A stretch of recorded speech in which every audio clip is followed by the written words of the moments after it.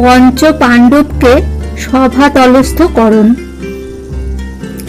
হাসিয়া বলিল, তবে সূর্যের নন্দন, দেখো ইহারে হইল দৈবের ঘটন। আমার সভা মধ্যেতে তোমারে দিল লাজ, উপহাস কইল পেয়ে আপন সমাজ। এই ভীমার্জুন দেখো মাদ্রির নন্দন, পুনঃ তোমা দেখি হাসে এই সর্বজন। বাতুল দেখিয়া যেন হাসে সভাজনে, সেই মতো কইল তোমা আপন ভবনে। সেই অধর্মের ফলে দেখো নৃপমণি, দাস করি বান্ধিয়া দিলেক দৈবে আনি। দাস হইল যুধিষ্ঠির ভ্রাতৃ সমুদয়, সমযোগ্য দাসের বসিতে না জুয়ায়।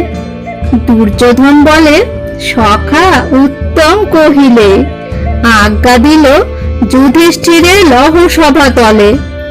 বুঝিয়া আপনি সখা করহ বিধান, পঞ্চজনে নিযুক্ত করহ স্থানে স্থান। যে কর্মে যে যোগ্য তারে কর সমর্পণ, এতেক শুনিয়া বলে দুষ্ট বৈকর্তন। দৈব হইতে বহুজন ভৃত্যকর্ম করে, বিনা কর্মে কেবা আছে সংসার ভিতরে।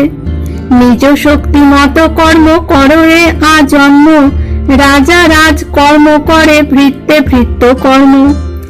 ভৃত্য হইল পঞ্চজন করুক সকাজ, যে কর্মে যে যোগ্য তারে দেহ কুরুরাজ।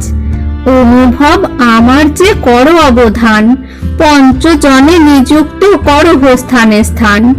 সুকোমল অঙ্গ রাজা ধর্মের তনয়, অন্য কর্মে ইহার ক্ষমতা নাহি হয়। তাম্বুলের সেবাতে করহ নিয়োজন, পাণ্ডের সন্নিধানে রবে অনুক্ষণ। হৃষ্টপুষ্ট বৃকোদর হয় বলবান, সে কারণে মম মনে লয় এই জ্ঞান। বৃকোদরে সমর্পণ কর চতুর্দল, অনায়াসে ভার বহে নহে কো দুর্বল। স্কন্ধে করি তোমার সহিত ভ্রাতৃগণ, স্বচ্ছন্দে যাইবে যথা করিবে গমন। অর্জুনের এই সেবা দেহ মহাশয়, আমি অনুমানি যদি তব মনে লয়। বস্ত্র অলঙ্কার আদি সমর্প অর্জুনে, লয়ে তব সম্মুখে থাকিবে অনুক্ষণে। তব হিত প্রিয় দুই মাদ্রিরও তনয়, এ দোহারে দুই সেবা দেহ মহাশয়।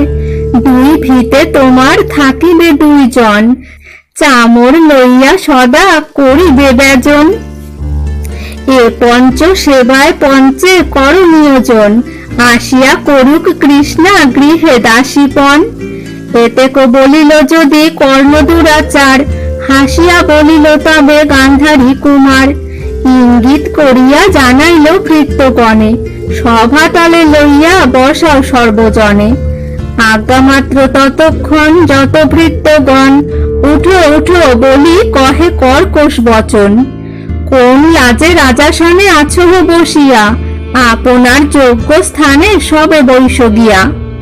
দুঃশাসন উঠাইল ধর্ম করে ধরি, চলো চলো বলি ডাকে পৃষ্ঠে ঠেকা মারি। ক্রোধেতে ধর্মের পুত্র কাপে কলে বর, চক্ষু রক্ত বর্ণ লোহ বহে ঝড় ঝড়। বিপরীত মানহীন দেখি যুধিষ্ঠির, ক্রোধে থর থর কম্পমান ভীমবীর।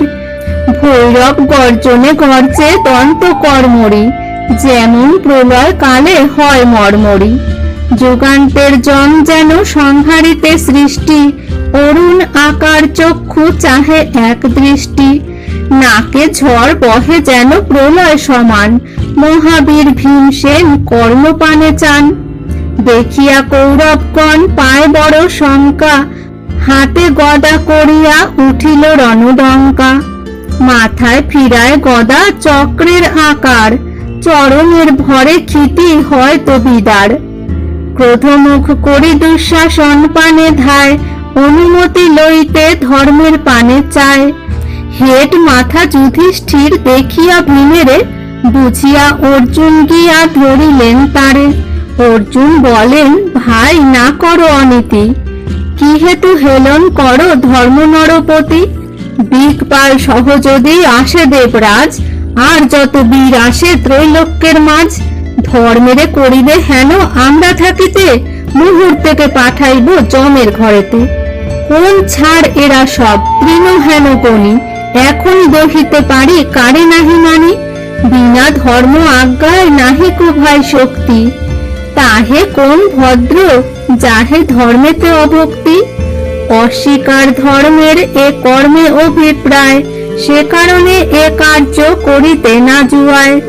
অর্জুনের বচনে হইল শান্ত ক্রোধ, ফেলিলেন গদা ভীম মানি উপরোধ।